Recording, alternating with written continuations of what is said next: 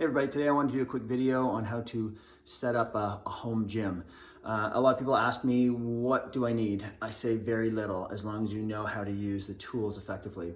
So you don't have to go out during these times and going buying barbells and hex bars and squat racks and all these great fancy equipment. If you have the room and you love doing that, go for it.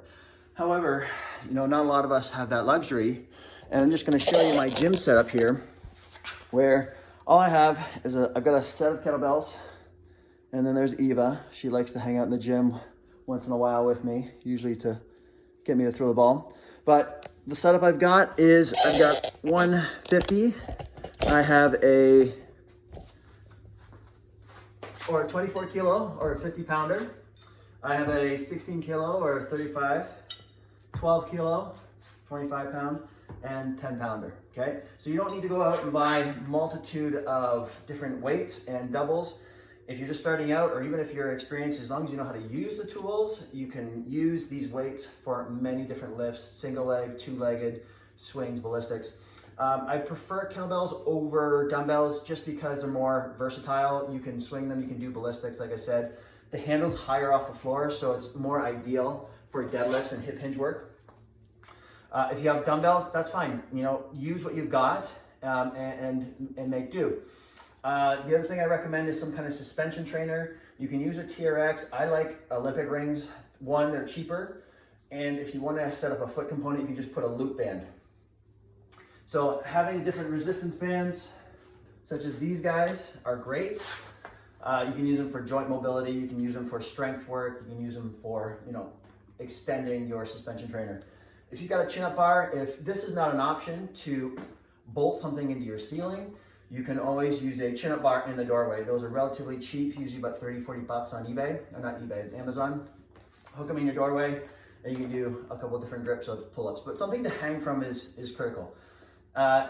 Even something that you can hang and do some rows. But again, if not, you can always use your bands and hook them onto something that's immobile, such as your banister or your stairs.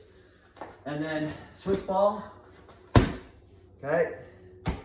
Very versatile piece of equipment. You can do core work, you can do balance work, you can do upper and lower body work, okay? Very cheap, very inexpensive, very versatile.